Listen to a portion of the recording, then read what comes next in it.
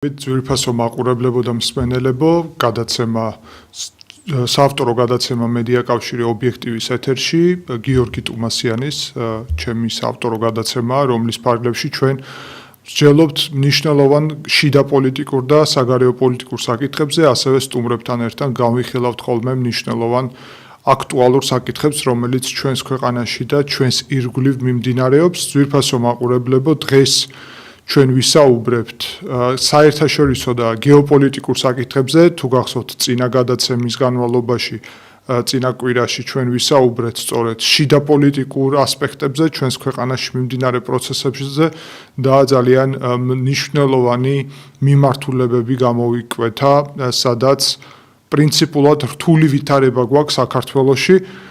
მაგრამ ახლა უკვე ვეცდებით, რომ გასული 2 კვირის განმავლობაში მომხდარი საერთაშორისო საკითხები ერთად განვიხილოთ და გავაანალიზოთ ძვირფასო მაყურებლებო. პირველ რიგში დავიწყოთ იმ პროცესებით, რომელიც მიმდინარეობს ახლო აღმოსავლეთში. ერთდროულად 2 მოლაპარაკებები მიმდინარეობს ახლა 2 ტიპის და 2 ლოკაციაში. პირველი ლოკაცია არის ომანი, სადაც მიმდინარეობს შეერთებულ შტატებსა და ირანს შორის პირდაპირი მოლაპარაკებები, თუმცა ომანი არის ის ქვეყანა, რომელიც ხელს უწყობს ამას და ბოლომდე პირდაპირი არ გამოდის ეს მოლაპარაკებები და ომანი შუამავლის როლს ასრულებს სწორედ. მოლაპარაკებების საკითხი არის ირანის ბირთვული პროგრამა და ირანი ამ მომენტისთვის როგორც იცით, აწარმოებს საკმაოდ ფართო ბირთვულ პროგრამას, რომელიც გულისხმობს სამოქალაქო მიზნებისთვის ბირთვულ პროგრამას, თუმცა არის ეჭვები პირველ რიგში ისრაელსა და შეერთებულ შტატებში, ისევე როგორც ევროპაში და სხვა ქვეყნებში, რომ ირანს აქვს განზრახვა კონდეს ბირთვული იარაღი. სწორედ ამ საკითხთან დაკავშირებით პრეზიდენტ დონალდ ტრამპის ინიციატივით დაიწყო პირდაპირი, ასე ვთქვათ, თუმცა ირანის მოთხოვნით მედიაციით ომანის, მაგრამ მოლაპარაკებები და მოლაპარაკებების ფარგლებში შეგვიძლია ვთქვათ, რომ მიმდინარეობს რამდენიმე საკითხის განხილვა. პირველი საკითხი არის ის თუ როგორ შეიძლება მოხდეს კონტროლი იმ ბირთვულ პროგრამაზე, რომელიც ირანის ტერიტორიაზე არსებობს. უნდა აღვნიშნო, რომ თავის დროზე არსებობდა შეთანხმება ბირთვული შეერთებულ შტატებსა და ირანს შორის, რომელიც იყო ევროკავშირის ასევე თანამონაწილეობით, თუმცა პრეზიდენტ დონალდ ტრამპი პირველი თავისი ვადის დროს, ხაზგასმით ვამბობ ამას, გამოვიდა ცალმხრივად ამ შეთანხმებიდან, რადგანაც თვლიდა, რომ ეს შეთანხმება არ იყო ეფექტური, პრეზიდენტ ობამას დროს იყო ხელმოწერილი აღნიშნული შეთანხმება. ახლა მიმდინარეობს სწორედ ამაზე დიალოგი და დისკუსია. როგორც ჩვენ ვიცით, ბოლო მონაცემებიდან გამომდინარე, სპეციალური წარმომადგენელი შეერთებული შტატების ვიტკოფი აწარმოებს ამ მოლაპარაკებებს და ითხოვს იმას, რომ იყოს სრული კონტროლი ირანის ტერიტორიაზე მდებარე ბირთვულ ობიექტებზე, ისევე როგორც ირანის ბალისტიკური რაკეტების პროგრამაზე. ბალისტიკური რაკეტების პროგრამა არის შესაძლებლობა, რომლითაც შეიძლება მოხდეს ასე ვთქვათ, ადგილას მიწოდება ან გაშვება ამ ბირთვული იარაღის. თავისთავად ბირთვული იარაღი არის ტექნოლოგია, მაგრამ მისი მიწოდების ტექნოლოგია ასევე არის ძალიან მნიშვნელოვანი კომპონენტი. მიწოდების ტექნოლოგიის გარეშე რეალური ეფექტურობა ამ ბირთვულ პროგრამას არ გააჩნია. სწორედ ამიტომ ირანი აქტიურად აწარმოებს ბალისტიკური რაკეტების პროგრამას და ეს იწვევს სერიოზულ შეშფოთებას შეერთებულ შტატებში, ასევე რა თქმა უნდა ევროკავშირშიც და პირველ რიგში ისრაელში, რადგანაც ისრაელის წინააღმდეგ, როგორც გახსოვთ, იყო გამოყენებული პირდაპირ ირანიდან თავდასხმის მიზნით ბალისტიკური რაკეტები და შეგვიძლია ვთქვათ, რომ ირანის ბალისტიკური რაკეტების წინააღმდეგ ისრაელის საჰაერო თავდაცვამ იმ დროს აჩვენა ძალიან მაღალი ეფექტურობა, პრაქტიკულად ყველა ბალისტიკური რაკეტა იყო ჩამოგდებული, თუმცა უნდა ვთქვათ, რომ ეს იყო ლიმიტირებული თავდასხმა, შესაძლოა თავდასხმა იყოს უფრო მასშტაბურიც ირანის მხრიდან და ამ შემთხვევაში თუ რომელიღაც ბალისტიკურ რაკეტაში აღმოჩნდება ჩვეულებრივი ბალისტიკური, ესე იგი, შიგთავსის ნაცვლად ბირთვული ნაწილი, მაშინ შეიძლება საჰაერო თავდაცვამ ვერ აიცილოს ის თავიდან და ვერ იმოქმედოს ეფექტურად და გარკვეული რაოდენობის ბალისტიკური რაკეტები ჩამოვარდეს მაგალითად ისრაელის ტერიტორიაზე და ერთ-ერთი იყოს ბირთვული შემადგენლით, რაც გამოიწვევს პრაქტიკულად ბირთვულ თავდასხმას ისრაელზე. სწორედ ამიტომ შეერთებული შტატები პარალელურად აწარმოებს რამდენიმე პროცესს. ერთი არის ეს მოლაპარაკებები, როგორც აღნიშნე, ომანის ტერიტორიაზე, თუმცა ამავდროულად იქვე ინდოეთის ოკეანეში არის მობილიზირებული დიეგო გარსიას სამხედრო ბაზაზე, რომელიც ერთდროულად დიდი ბრიტანეთის და შეერთებული შტატების სარგებლობაში არის. მობილიზირებულია B2 Spirit ტიპის, ესე იგი, ბომბდამშენი სპეციალური stealth ტექნოლოგიებით ბოლოთაობის პრაქტიკულად თვითმფრინავები, რომელსაც გააჩნიათ შესაძლებლობა, რომ დაბომბონ მათ შორის მიწის ქვეშ მდებარე საკმაოდ ღრმად ბუნკერები მათ შორის, სადაც შეიძლება იყოს განთავსებული ირანის ბირთვული პროგრამა, ისევე როგორც ირანის ბალისტიკური პროგრამა და პარალელურად მაგისა ჩვენ ვიცით, რომ შეერთებული შტატები და ისრაელი აწარმოებენ წვრთნებს, რომელიც გულისხმობს სწორედ ირანზე თავდასხმას და ირანის ტერიტორიაზე ბირთვული ობიექტების დაბომბვას. ისრაელის და შეერთებული შტატების პოზიცია მკაფიოა და პრეზიდენტ დონალდ ტრამპმა გუშინაც ეს პირდაპირ განაცხადა. ირანი ძალიან ახლოს იმყოფება იმასთან, რომ კონდეს ბირთვული იარაღი და ირანს ვერ ექნება ბირთვული იარაღი, ჩვენ ამას არ დავუშვებთ. ეს არის შეერთებული შტატების მოქმედი პრეზიდენტის დონალდ ტრამპის განცხადება. შესაბამისად, რას ნიშნავს ის, რომ ახლოს იმყოფება, ჩვენ როგორც ვიცით, ურანის დამუშავების დონე, გამდიდრების დონე, რასაც ფიზიკის ტერმინი არის და ასე უნდა მოიხსენიოთ, ურანის გამდიდრების შესაბამისი მაჩვენებელი არის ძალიან მაღალი ირანში და რაც ნიშნავს იმას, რომ რეალურად ირანს შეუძლია დაახლოებით 2-3 კვირის განმავლობაში, რა მომენტშიც მიიღებს გადაწყვეტილებას, კონდეს 6-დან 9, ესე იგი, ბირთვული იარაღის ქონის შესაძლებლობა, ამ შემთხვევაში გულისხმება ჭურვი, ანუ 6-დან 9 ჭურვი ბალისტიკურ რაკეტაში განთავსებული ბირთვული იარაღი. შესაბამისად, შეერთებული შტატები, ისევე როგორც ისრაელი, აქტიურად აკვირდებიან ამ პროცესებს და პარალელურად აწარმოებენ მოლაპარაკებებს, თუმცა მოლაპარაკებების პარალელურად ჩვენ ხედავთ ასევე მნიშვნელოვან კონცენტრაციას შეერთებული შტატების სამხედრო შესაძლებლობებს და ეს მხოლოდ არ მოიცავს იმ საკითხს, რომელიც წეგან აღნიშნე დიეგო გარსიას ბაზას ინდოეთის ოკეანეში, არამედ გულისხმობს ასევე ავიამზიდი დარტყმითი ჯგუფების კონცენტრაციას. ერთი არის კონცენტრირებული ომანთან პირდაპირ, სადაც მოლაპარაკებები მიმდინარეობს და სადაც ირანი ძალიან ახლოს მდებარეობს.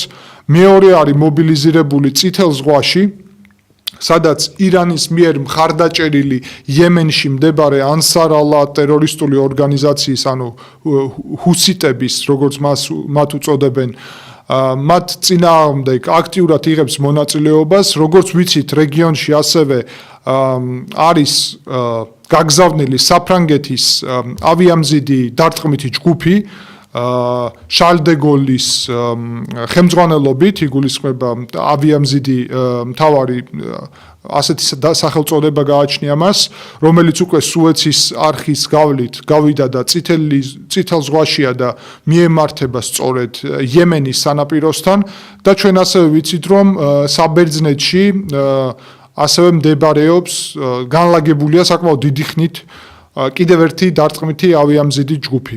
საბოლოო ჯამში შეგვიძლია თქვათ, რომ შეერთებული შტატების მიერ კონცენტრაცია სამხედრო შესაძლებლობების საკმაოდ მაღალია იმისთვის, რომ პარალელურად განახორციელონ და იყოს შესაძლებლობა განახორციელონ სამხედრო ოპერაცია ირანის წინააღმდეგ.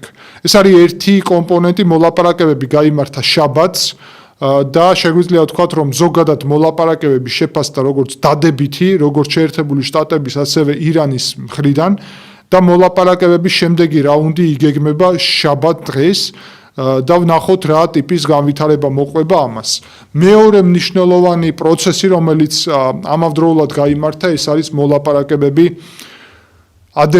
აზერბაიჯანში.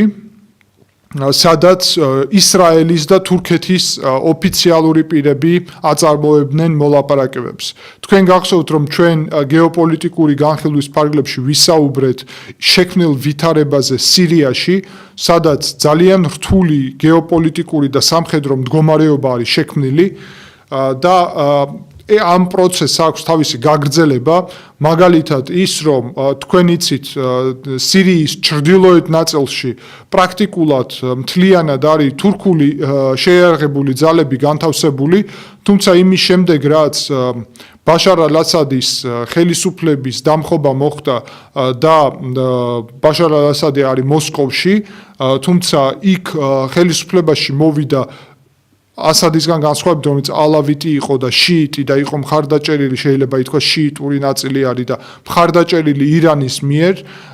ეხლა ხელისუფლებაში მოვიდა ჰაიატ ტაჰრირ ალ-შამ, ტერორისტული ორგანიზაციის წარმომადგენელი, რომელიც ეხლა უკვე აღარ არის, ასე ვთქვათ, პირდაპირ ასე ასოცირებული ამ ორგანიზაციასთან და უკვე სირიის ხელისუფლებად იწოდება ალ-ჯულანი, რომელიც აჰმედ ალ-შარა ასე უწოდებენ, რომელიც დამასკოში წარმოადგენს დღეს სირიის ხელისუფლებას და სუნიტური მიმართულების წარმომადგენელი არის.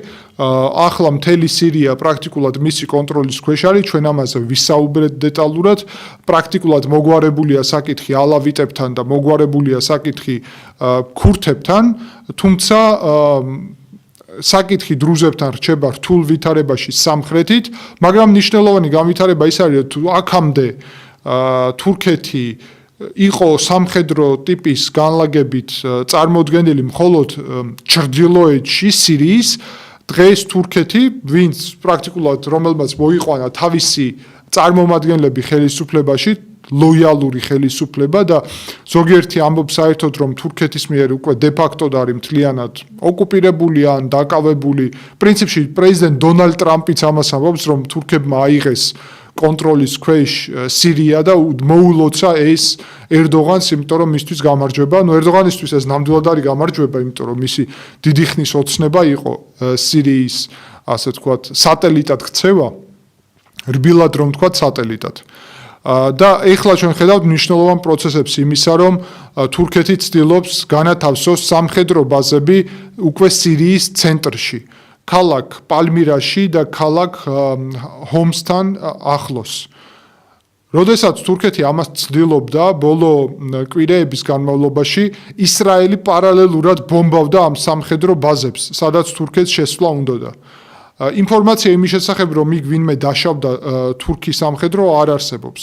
თუმცა არსებობს საფრთხე იმისა, რომ შეიძლება სამომავლოდ მოხდეს ასეთი პირდაპირი დაპირისპირება. ამ საფრთხეზე საუბრობს როგორც ისრაელის ესე იგი ანალიტიკური წრეები, ასევე თურქეთის ანალიტიკური წრეები, თუმცა ისრაელის სახელმწიფომ ასევე ოფიციალურ დონეზე საბჭომ უსაფრთხოების განცხადება გააკეთა და თქვა, რომ თურქეთიდან მომდინარეობს უზარმაზარი პირდაპირი სამხედრო საფრთხე. და სწორედ ამიტომ ისრაელი იმ პოზიციაზე არის, რომ თურქეთის მიერ სირიაში არ უნდა მოხდეს შეიარაღებული ძალების განლაგება, რადგანაც ეს პოტენციურად შექმნის საფრთხეს ისრაელისთვის. სწორედ ამ მიზნით გაიმართა მოლაპარაკებების პირველი რაუნდი აზერბაიჯანში, სადაც აზერბაიჯანმა მედიაცია გაუწია, ან შესაძლებლობა მისცა თურქეთს და ისრაელს, რომ გაემართათ მოლაპარაკებები იმ საკითხზე, თუ პრაქტიკულად როგორ ყოფენ გავლენის სფეროებს სირიაში. ისრაელი აგრძელებს მოთხოვნას, რომ თურქეთი ცენტრალურ სირიაში არ იყოს განლაგებული მისი შეიარაღებული ძალები. ხოლო ჩვენ ხედავთ, რომ თურქეთის საგარეო საქმეთა სამინისტრო პარალელურად აკეთებს განცხადებებს იმის შესახებ, რომ სირიის ტერიტორიული მთლიანობა უნდა იყოს სრულფასოვნად დაცული და სუვერენიტეტი მთელ ტერიტორიაზე და რომ თურქეთი გააგრძელებს, ეს განცხადება გაკეთდა თურქეთის საგარეო საქმეთა სამინისტროს მიერ უკვე ამ მოლაპარაკებების შემდეგ, რომელიც გაიმართა აზერბაიჯანში და როგორც ვიცით, ამ მოლაპარაკებებს შედეგი არ გააჩნია, ეს არის მნიშვნელოვანი რომ აღვნიშნოთ, შესაძლოა გაგრძელდეს მოლაპარაკებები, თუმცა ამ მომენტისთვის შეთანხმება არ არსებობს და კონკრეტულად ეს გულისხმობს იმას, რომ თურქეთი პრაქტიკულად აგრძელებს მოწოდებას იმისა, რომ მთელი სირიის ტერიტორია უნდა იყოს სირიის ამჟამინდელი ცენტრალური ხელისუფლების კონტროლის ქვეშ, რომელიც უკვე გულისხმობს გარკვეულწილად კონფლიქტს ასე ვთქვათ, თურქეთსა და ისრაელს შორის, ასევე სირიასა და ისრაელს შორის, რადგანაც ისრაელის მიერ კონტროლის ქვეშ იმყოფება სირიის საერთაშორისო აღიარებული ტერიტორიების ნაწილი, ერთი ნაწილი ჰოლანის მაღლობლების ერთი ნაწილი იმყოფება ძალიან დიდი ხნის განმავლობაში, პრაქტიკულად ნახევარი საუკუნეა უკვე, იმის მერე რაც სირიამ თავის დროზე დაიწყო თავდასხმა ისრაელზე და ისრაელმა თავდასხმითი, მოქმედებების, საპასუხო მოქმედებების შედეგად დაიკავა ჰოლანის მაღლობლები, რომელიც სტრატეგიული მნიშვნელობა გააჩნია, იმიტომ რომ თვითონ ჟღერს ძალიან მკაფიოდ მაღლობლები, ზემოთ მდებარეობს და აქედან კონტროლირდება პრაქტიკულად მთელი სირიის ტერიტორია. თუმცა მნიშვნელოვანი აღნიშნოს, რომ იქ არსებობდა ასევე ბუფერული ტერიტორია და სირიის ნაწილი, სადაც სირიის შეიარაღებული ძალების კონტროლის ქვეშ იყო ასევე ჰოლანის მაღლობლების გარკვეული ნაწილი. ბაშარ ალ-ასადის ხელისუფლების დამხობის ან დაქცევის პარალელურად ისრაელის შეიარაღებულმა ძალებმა კონტროლის ქვეშ აიღეს როგორც შუა, ასევე ბუფერული ნაწილი, ასევე თავად სირიული ნაწილი და ამით პრაქტიკულად ეფექტური კონტროლი განახორციელეს ამ ნაწილზე და იქედან უკვე მთელი სამხრეთი ნაწილი სირიის, მათ შორის დედაქალაქი დამასკო, ისევე როგორც დრუზებით დასახლებული მჭიდროდ რეგიონები არის ისრაელის, ასე ვთქვათ, ეფექტური კონტროლის ან მეთვალყურეობის ქვეშ. ამის წინააღმდეგ არის ისევე როგორც სირიის ცენტრალური ტერიტორია, ცენტრალური ხელისუფლება, ასევე თურქეთის ცენტრალური ხელისუფლება და ჩვენ ხედავთ მათ ერთობლივ განცხადებებს, რომ ჰოლანის მაღლობლების დაბრუნება უნდა მოხდეს სირიისთვის. ჩვენ ასევე ვიცით, რომ შეერთებულ შტატებს აქვს აღიარებული ჰოლანის მაღლობლები, როგორც ისრაელის სუვერენული ტერიტორია. შესაბამისად, ეს არის ძალიან მნიშვნელოვანი პროცესი, იმიტომ რომ ერთი მხრივ შესაძლებელია თურქეთის მიერ სირიის შეიარაღებული ძალების გაძლიერება და ამაზე უკვე არის საუბარი, რომ თურქეთი მიაწვდის ყველაფერს საჭიროს იმისთვის, რომ ჩამოაყალიბოს ეფექტური შეიარაღებული ძალები სირიაში, მათ შორის იგულისხმება, რომ ეს შეიარაღებული ძალები იქნება სუნიტური იდეოლოგიის. ეს ძალიან მნიშვნელოვანი ფაქტორია იქ, იმიტომ რომ აქამდე ალავიტების ხელმძღვანელობით რაც იყო, ის იყო რეალურად უფრო შიიტური განხრა და სუნიტები იჩაგრებოდნენ იქ, ახლა იჩაგრებიან შიიტები და უმრავლესობაში რეალურად ეხლა კონტროლის ქვეშ იმყოფება სუნიტების ეს ხელისუფლება, რეალურად იქ რელიგიური განშტოებაც არის ამის. ამის შედეგად შეგვიძლია თქვა ძვირფასო მაყურებლებო, რომ ერთი მხრივ თურქეთს თავად სურს სირიის ტერიტორიაზე თავისი სამხედრო ბაზების განლაგება, მეორე მხრივ სირიის ხელისუფლების ხარდაჭერა, რაც იმას ნიშნავს, რომ შესაძლოა მოხდეს დაპირისპირება სირიასა და ისრაელს შორის ჰოლანის მაღლობლების მიმართულებით, ისე როგორც დრუზების მიმართულებით, თუმცა შესაძლოა ასევე თურქეთსა და ისრაელს შორის მოხდეს დაპირისპირება. და პრინციპში აქ ჩვენ ხედავთ, რომ ირანის საკითხიც ასევე პირდაპირ ისრაელთან არის კავშირში და ისრაელი და ირანი, ისრაელი და თურქეთი ორი ძირითადი მიმართულება არსებობს. გარდა ამისა, ისრაელი იმყოფება აქტიურ სამხედრო მოქმედებებში უკვე იემენთან, უკვე ღაზას სექტორში, უკვე ესე იგი მდინარე იორდანის დასავლეთ სანაპიროს მიმართულებით, სადაც პერიოდულად იძაბება მდგომარეობა და უკვე იმყოფება სამხედრო მოქმედებებში ლიბანთან, სადაც ჰეზბოლაჰთან, ტერორისტულ დაჯგუფებასთან მას უწევს სამხედრო დაპირისპირება. ეს არის ერთი მნიშვნელოვანი გეოპოლიტიკური პროცესი, რომელიც ახლა აქტუალურად და აქტიურად მიმდინარეობს ჩვენსგან სამხრეთით. მეორე მნიშვნელოვანი საკითხი, რომელიც გასული 2 კვირის განმავლობაში მოხდა, ეს არის ანტალიის დიპლომატიური ფორუმი, სადაც რიგი მნიშვნელოვანი განცხადება გაკეთდა. პირველ რიგში უნდა აღვნიშნოთ, რომ ანტალიის დიპლომატიური ფორუმი თურქეთის ერთ-ერთი ყველაზე მნიშვნელოვანი, ან შეიძლება ითქვას, ყველაზე მნიშვნელოვანი საერთაშორისო ფორუმია, რომელიც პრაქტიკულად ყოველწლიურად მიმდინარეობს ანტალიაში, სადაც იყო ჩასული საქართველოს დე-ფაქტო პრემიერ-მინისტრი და დე-ფაქტო საგარეო საქმეთა მინისტრი, იქ იმყოფებოდა სომხეთის საგარეო საქმეთა მინისტრი, აზერბაიჯანის საგარეო საქმეთა მინისტრი და პრეზიდენტიც ილჰამ ალიევი, იქ იმყოფებოდა სირიის პრეზიდენტი ალ-ჯულანი, რომელზეც ახლა ვისაუბრეთ, და რიგი სხვა მაღალი თანამდებობის პირები. გაკეთდა მნიშვნელოვანი განცხადებები, პრინციპში არის მცდელობა, რომ შედგეს შეთანხმება სომხეთსა და აზერბაიჯანს შორის სამშვიდობო, ასე ვთქვათ, შეთანხმებაზე და ხელმოწერა მოხდეს. იქ გაჟღერდა სომხეთის საგარეო საქმეთა მინისტრის მიერ, რომ სომხეთი მზად არის იმისთვის, რომ ორივე საკითხი, რომელიც დღეს აზერბაიჯანის მიერ ითვლება წინაპირობად ამ შეთანხმების დადების, ეს არის ეუთოს მინსკის ჯგუფის გაუქმება, რომელიც მთიანი ყარაბაღის კონფლიქტით იყო დაკავებული და ეს გაუქმება გულისხმობს, იქ სამი ქვეყანა იყო წარმოდგენილი რეალურად, შეერთებული შტატები, საფრანგეთი, რუსეთი. ამ ჯგუფის გაუქმებაზე არის საუბარი, რადგანაც ბჭყალებში მთიანი ყარაბაღის კონფლიქტი აღარ არსებობს. ასეთი მიდგომა აქვს აზერბაიჯანს. სომხეთი მზად არის ამ ფორმატის გაუქმებისთვის, თუმცა მხოლოდ იმ შემთხვევაში, თუ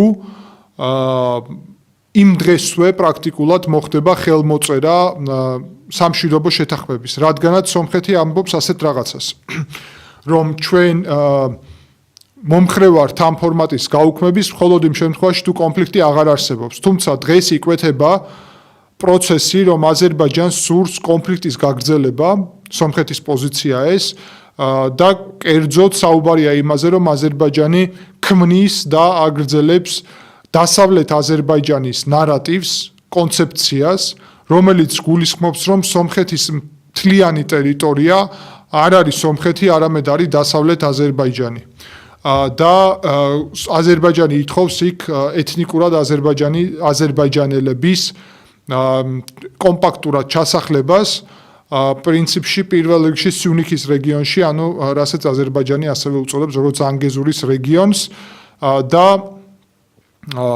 ამ ასე ვთქვათ კონცეფციის ფარგლებში დასავლეთ აზერბაიჯანის, რასაც აზერბაიჯანის სახელმწიფო აწარმოებს ოფიციალურ დონეზე, მათ შორის შექმნილი აქვს დასავლეთ აზერბაიჯანის თემი თავის ტერიტორიაზე და ოფიციალური სტრუქტურები, პრაქტიკულად სომხეთის პოზიციაა, რომ ხდება ამ კონფლიქტის გადატანა ახლა უკვე აზერბაიჯანის ტერიტორიიდან, რადგანაც საერთაშორისო აღიარება ამ კუთხით არის, რომ ეს აზერბაიჯანის ტერიტორია დღეს სომხეთის საერთაშორისო აღიარებულ ტერიტორიებზე იმ კუთხით, რომ აზერბაიჯანს სურს კონფლიქტის გაგრძელება.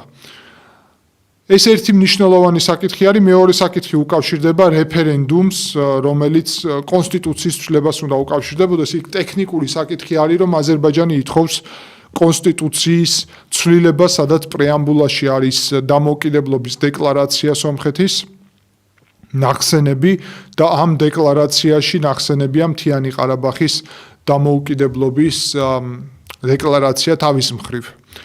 ძალიან მნიშვნელოვანი საკითხია, იმიტომ რომ თავად სომხეთი აცხადებს, რომ პრინციპში იგივე პრობლემა არის აზერბაიჯანის მიმართულებით, აზერბაიჯანი თავს თვლის პირველი აზერბაიჯანული რესპუბლიკის, ანუ 1918-1921 წლების რესპუბლიკის სამართალ მემკვიდრედ და ამ რესპუბლიკას ჰქონდა გაცხადებული თავისი ტერიტორიები, თავისი სუვერენიტეტი გაცილებით უფრო ფართო ტერიტორიაზე, ვიდრე ეს მოიცავს დღეს აზერბაიჯანის საერთაშორისო აღიარებულ ტერიტორიებს, მათ შორის მოიცავდა სომხეთის ტერიტორიის, დღევანდელი ტერიტორიის 60%-ს.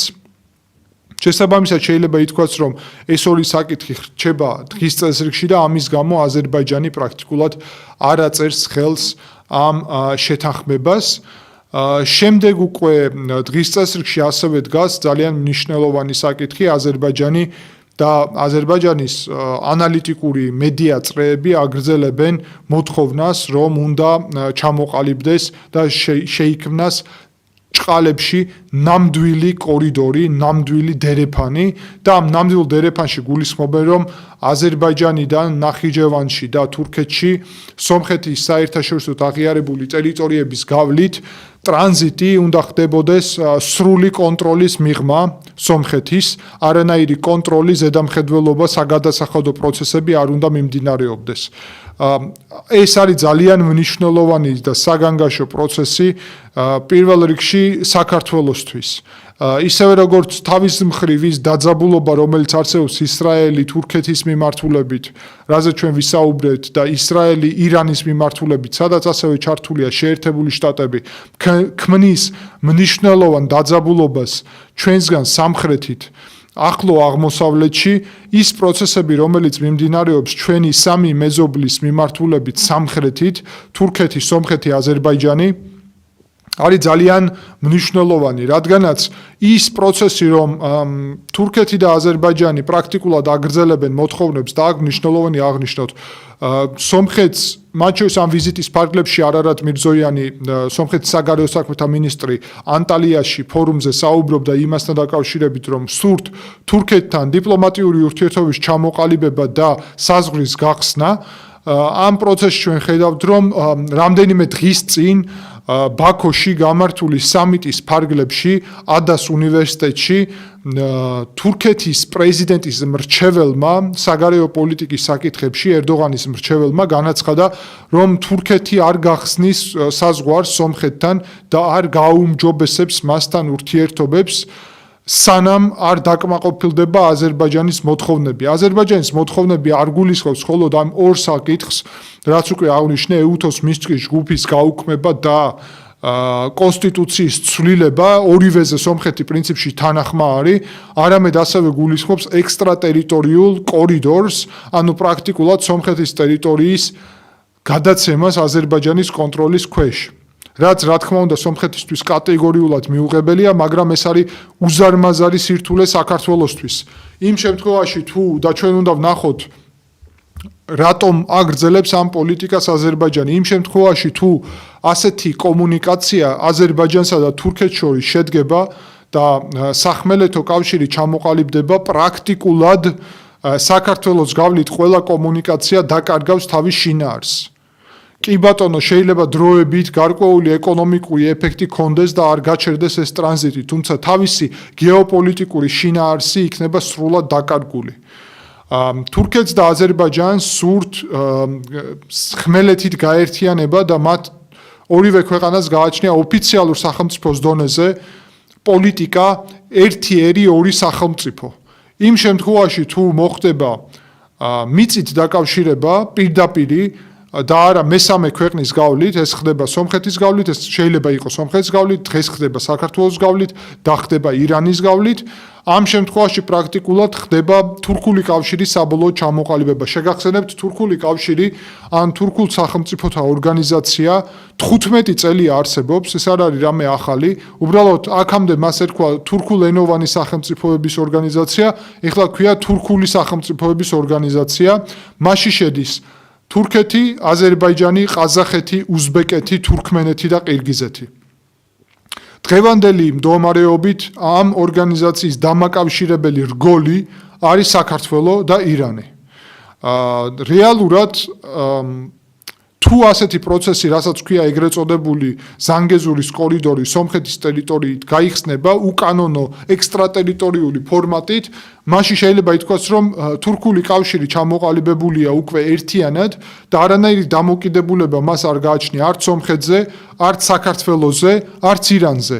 ანუ პირდაპირ აქ ჩნდება სრულიად სხვა ტიპის გეოპოლიტიკური მოთამაშე. ეს არის რა თქმა უნდა ძალიან სერიოზული პრობლემა საქართველოს ეროვნული უსაფრთხოებისთვის, იმიტომ რომ ჩვენი კონცეფცია, მათ შორის ეროვნული უსაფრთხოების გულისხმობს იმას, რომ ჩვენ ვართ მნიშვნელოვანი ლოგისტიკური კავშირების და ტრანზიტის უზრუნველმყოფი ქვეყანა, რაც უზრუნველყოფს თავის მხრივ საქართველოს ტერიტორიულ მთლიანობას, სუვერენიტეტს, დამოუკიდებლობას ხელს უწყობს და ხელს უწყობს ასევე ჩვენს უსაფრთხოებას პირველ რიგში.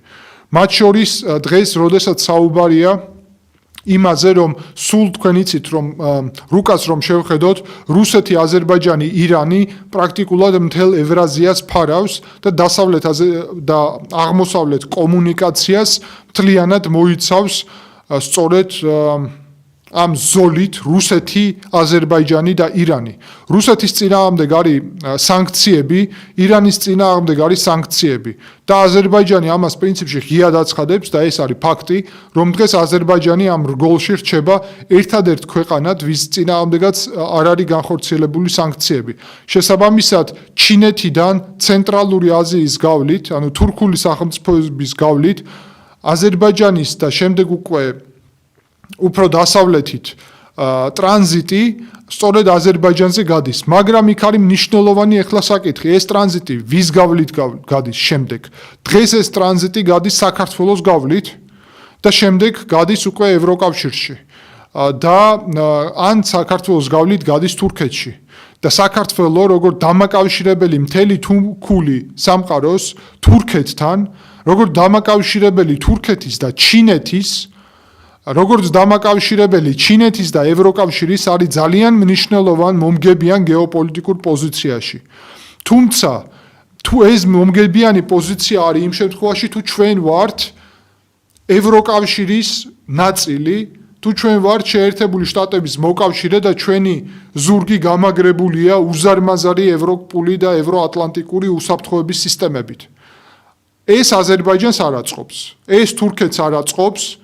სწორედ ამიტომ ძალიან აქტიურად მიიღეს ანტალიაში დე-ფაქტო პრემიერ-მინისტრი კობახიძე და პრაქტიკულად მხარდაჭერა განუცხადეს მას. მათ შორის რამდენიმე დღის წინ ბაქოში ადას უნივერსიტეტში გამართულ ფორუმზე, სადაც პრეზიდენტი ილჰამ ალიევი საუბრობდა, საქართველოს დელეგაციის საქართველოდან ექსპერტების GeoCase-ის წარმომადგენელი იყო ვიქტორ ყიფიანი, მის კითხვის საპასუხოდ პრეზიდენტმა ალიევმა განაცხადა, რომ ევროკავშირი კოლონიალურ პოლიტიკას აწარმოებს საქართველოს მიმართ და პრაქტიკულად მხარდაჭერა განუცხადა საქართველოს, რომ გადაუხვიოს ევროინტეგრაციის გზას და ავტორიტარულ სახელმწიფოს ჩამოყალიბდეს. ჩვენ ხედავთ თურქეთიდან, სადაც ავტორიტარიზმის პროცესები ძალიან აქტიურია, რადგანაც თქვენ იცით, რომ სტამბულის მერი და მომავალი საპრეზიდენტო კანდიდატი ექრემ იმამოღლუ იმყოფება ციხეში და პროტესტი გრძელდება თურქეთში. თურქეთი კიდევ უფრო უხვევს დღეს ავტორიტარიზმისკენ, ასევე არის პირდაპირი და ღია მხარდაჭერა საქართველოში ივანიშვილის ავტორიტარული დიქტატურული რეჟიმის, რომელიც როგორც ხშირად ვამბობთ, არ არის მხოლოდ რუსული, ეს არის ავტორიტარული თავის შინაარსით, რომელიც არის ასევე შეთანხმებაში თურქულ კავშირთან, ისევე როგორც ირანთან, ისევე როგორც არაბულ სამყაროში მდებარე გარკვეულ ავტორიტარულ ძალებთანაც, საიდანაც ინვესტიციებზე მაგალითად საუბრები არის და ჩინეთთან პირველ რიგში, ვისაც არავის არ აწყობს, რომ საქართველო იყოს სუვერენული ქვეყანა, ოღონდ არა სუვერენული როგორც ბიძინა ივანიშვილის პირადი საკუთრება, არამედ სუვერენული როგორც სახელმწიფო ინსტიტუტების, ძლიერი სახელმწიფო ინსტიტუტების ჯარის მქონე ქვეყანა, უსაფრთხოების სისტემების, ძლიერი სისტემების მქონე ქვეყანა, რომელიც შეძლებს აქ იყოს ძალიან მკაფიო დემოკრატიული სახელმწიფო. სწორედ ამიტომ ამ ქვეყნებს ეს ისე როგორც რუსეთს პირველ რიგში, რა თქმა უნდა, არ აწყობთ, მათ აწყობთ, რომ სამხრეთ კავკასია იყოს რუსეთის, თურქეთის, თურქული კავშირის, ირანის ვაჭრობის სფერო და ჩვენ ხედავთ, რომ ამ თუნდაც ადას უნივერსიტეტში ბაქოში გამართულ კონფერენციაზე პრაქტიკულად ილჰამ ალიევი საუბრობს იმაზე, რომ დასავლეთი არის საქართველოს მტერი, ევროკავშირი არის საქართველოს მტერი. რაც წარმოუდგენელია ჯერ ერთი რომ ალიევი საუბრობს ჩვენი სახელით, საქართველოს სახელით და პრაქტიკულად ევროკავშირის წინააღმდეგ, რომელიც ჩვენი პირველში კონსტიტუციით გამტკიცებული ჩვენი საგარეო პოლიტიკური ვექტორია, რეფერენდუმით გამტკიცებული, ხალხის ნებით გამტკიცებული, ჩვენი ისტორიული საგარეო ვექტორია, დაწყებული ზურაბ ჟვანიას მე ვარ ქართველი, მაშასა და მე ვარ ევროპელი და კიდევ უფრო ადრე დაწყებული სულხან საბას მაგალითად პოლიტიკით, რომელიც იყო მიმართული სწორედ ევროპულ კავშირებზე და ევროპულ ინტეგრაციაზე. იმისთვის რომ საქართველო იყოს დამოუკიდებელი ამ რეგიონში და არ იყოს 3+3 ფორმატის ნაწილი, რუსეთის თურქული კავშირი შეიძლება ითქვას თურქეთ-აზერბაიჯანის და ირანის გავლენის ქვეშ, მას სჭირდება ზურგი, ეს ზურგი არის ყველაზე ძლიერი რეგიონალური ევრაზიაში მდებარე ასე ვთქვათ, ძალის, ეს არის ევროკავშირის და ევროატლანტიკური სისტემების მხარდაჭერა. სწორედ ამ მხარდაჭერას აუქმებს დღეს ბიძინა ივანიშვილი და მისი ხელისუფლება კობახიძის მეთაურობით, რაც ძირს ხუთხლის საქართველოს ეროვნულ უსაფრთხოებას ამ მიმართულებით. გარდა ამისა, ჩვენ ასევე ვხედავთ მნიშვნელოვან განვითარებას გაიმართა რამდენიმე დღის წინ აპრილის დასაწყისში გაიმართა ფორუმი, პირველი სტრატეგიული კონფერენცია ცენტრალური აზია ევროკავშირი, რომელშიც მონაწილეობას იღებდნენ ყაზახეთი, უზბეკეთი, თურქმენეთი, ყირგიზეთი, ტაჯიკეთი, ანუ 4 თურქული სახელმწიფო და 1 ირანული წარმომავლობის პრინციპში შეიძლება ითქვას ეთნიკური ჯგუფი ტაჯიკების, მაგრამ ძირითადად ეს არის 5 ცენტრალური აზიის სახელმწიფო და ამ სამიტზე ევროკავშირი იყო წარმოდგენილი ევროკავშირის პრეზიდენტების, ევროკავშირის პრეზიდენტი და ევროკომისიის პრეზიდენტი ურსულა ფონ დერ ლაინი და ანტონიო კოშტას მეშვეობით. ამ სამიტზე შედგა ისტორიული მნიშვნელობის შეთანხმება, პირველი რომ 12 მილიარდი ევროს პირველი პაკეტი იქნება ხარდაჭერის და ეკონომიკური ინვესტიციების ევროკავშირის მხრიდან ცენტრალურ აზიაში და მეორე რომ ცენტრალური აზიიდან მოხდება ლოგისტიკური კავშირების გაფართოება ევროკავშირის მიმართულებით და ეს კავშირები უნდა გავიდეს, რა თქმა უნდა, წესით და რიგით სწორედ აზერბაიჯანის მეშვეობით, მაგრამ ნახეთ აქ რა ხდება ძალიან მნიშვნელოვანი. ევროკავშირი ამ სამიტზე აყენებს საკითხს, რომ ეს კავშირები უნდა მათ შორის წავიდეს სომხეთის გავლით და უნდა გაიხსნას სომხეთის აზერბაიჯანთან და სომხეთის თურქეთთან საზღვარი. ეს არის ევროკავშირის ხედვა, რომლის ფარგლებშიც უნდა შედგეს მშვიდობა თურქეთსა და სომხეთს და აზერბაიჯანსა და სომხეთს შორის. თუმცა ჩვენ ხედავთ, რომ ამის სურვილი აზერბაიჯანში არ გააჩნიათ. აზერბაიჯანი საუბრობს იმაზე, რომ მშვიდობის შეთანხმების საჭიროება როგორც ასეთი არც დგას და არც არის და ამ საზღვრების გახსნის სურვილიც არ გააჩნიათ. ეს ხდება პარალელურად იმისა, რომ აზერბაიჯანი ზოგადად სამხედრო რიტორიკას აგრძელებს და პრაქტიკულად ყოველდღიურად საუბრობს იმაზე, რომ სროლები მიმდინარეობს სომხეთის მხრიდან აზერბაიჯანის მიმართულებით, რაც ლოგიკურად არ ჯდება იმ ვითარებაში, რომელიც რეგიონში არის შექმნილი. გარდა ამისა, სომხეთის მიერ ოფიციალურად დაწყებულია ევროპული ინტეგრაცია და სომხეთი ცდილობს უკვე ოფიციალურად სახელმწიფო დონეზე ევროკავშირში გაწევრიანებას. სწორედ საქართველოსთან ერთად, იმიტომ რომ საქართველოს ოფიციალურად ჯერ კიდევ გააჩნია ევროკავშირის წევრობის კანდიდატის სტატუსი. თუმცა ეს პროცესი არის, როგორც ვიცით, ცალმხრივად შეჩერებული საქართველოს დე-ფაქტო ხელისუფლების მიერ ირაკლი კობახიძის განცხადებით ნოემბერში, რომლის შემდეგაც დაიწყო ძალიან აქტიური პროტესტი საქართველოს მოქალაქეების. მანამდეც უკვე მიმდინარეობდა პროტესტი არ აღიარებული და გაყალბებული არჩევნების წინააღმდეგ. ძვირფასო მაყურებლებო, ამ პროცესში რატომ საუბრობს ევროკავშირი აქტიურად სომხეთის გავლით ტრანზიტზე, რომ უზრუნველყოს თურქეთის, აზერბაიჯანის, სომხეთთან მშვიდობა, თუმცა ჩვენ ხედავთ მნიშვნელოვან პროცესს. შემოდის აზერბაიჯანი, რომელიც ერთი მხრივ ჩვენ ხედავთ, რომ შიდა პოლიტიკაში აქტიურად ერევა და პრაქტიკულად ჩვენს ნაცვლად ევროკავშირს ლანძღავს, შეიძლება ითქვას, ევროკავშირის წინააღმდეგ განცხადებებს აკეთებს, კოლონიალიზმში ადანაშაულებს ევროკავშირს, რომლის მიმართულებითაც ჩვენი ურყევი ნება არის გაწევრიანების, ჩვენი მოქალაქეების უმრავლესობის, ამაზე უკვე ვისაუბრე. მეორე მხრივ, ძვირფასო მოქალაქეებო, ძალიან მნიშვნელოვანი პროცესი არის ის, რომ აზერბაიჯანი აყენებს საკითხს, რომ არ უნდა იყოს სომხეთის გავლით ტრანზიტი და ტრანზიტი უნდა იყოს მხოლოდ საქართველოს გავლით. რატო არ სურს ევროკავშირს ტრანზიტი დღეს საქართველოს გავლით? ყოველთვის სურდა და ყოველთვის ისურვებს ევროკავშირი ტრანზიტ საქართველოს გავლით, იმიტომ რომ საქართველო იყო ყოველთვის სანდო პარტნიორი ევროკავშირისთვის და მეტიც კანდიდატის სტატუსის გააჩნია. ანუ ევროკავშირის წევრობის კანდიდატი ქვეყანაა. თუმცა იმის მერე რაც საქართველომ გადაუხვია ევროპულ ინტეგრაციას, პირდაპირ ავტორიტარიზმში გადავიდა, პრაქტიკულად შეაჩერა ევროკავშირში ინტეგრაცია, გააყალბა ბიძინა ივანიშვილის რეჟიმმა არჩევნები და დღეს ამკვიდრებს დიქტატურას, ევროკავშირისთვის ეს რეჟიმი აღარ არის სანდო და სწორედ ამიტომ არ განიხილავს საქართველოს გავლით ტრანზიტის შესაძლებლობებს. სწორედ ამიტომ ილჰამ ალიევი, რომელიც დოკუმენტებით არის რუსეთის სტრატეგიული მოკავშირე 2022 წლის 22 თებერვლიდან 2 დღით ადრე ვიდრე რუსეთი ომს დაიწყებდა უკრაინის წინააღმდეგ.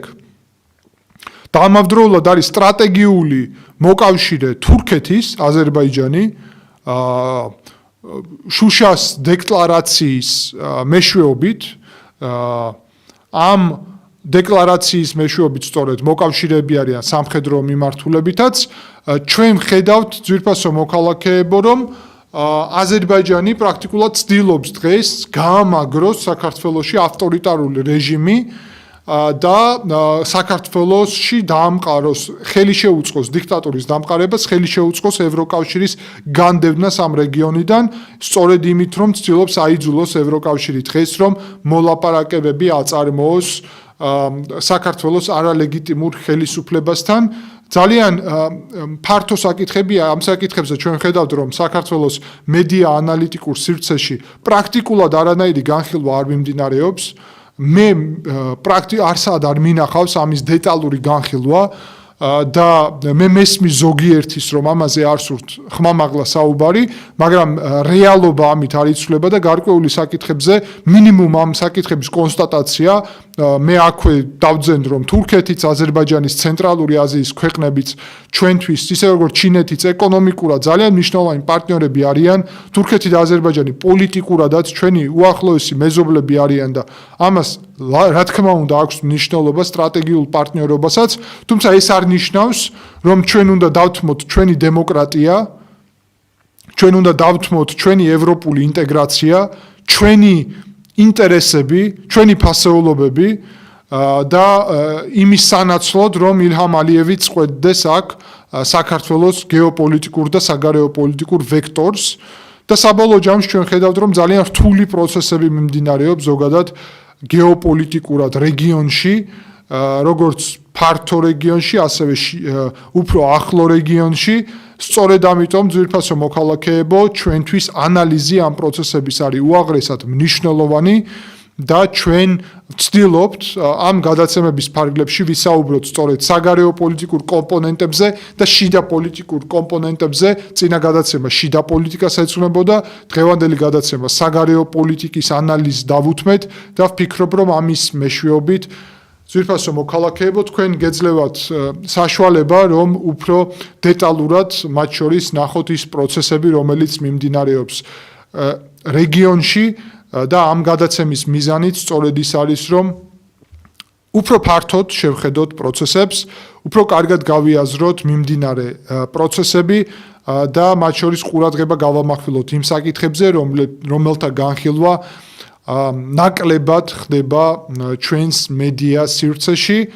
მე დიდ მადლობას გიხდით ყურადღებისთვის, ძალიან მნიშვნელოვან საკითხებზე ვისაუბრეთ და რა თქმა უნდა ჩვენ გავაგრძელებთ დიალოგს თქვენთან სწორედ იმ საკითხებზე, რომელიც საქართველოსთვის არის პრიორიტეტული. დიდი მადლობა ყურადღებისთვის.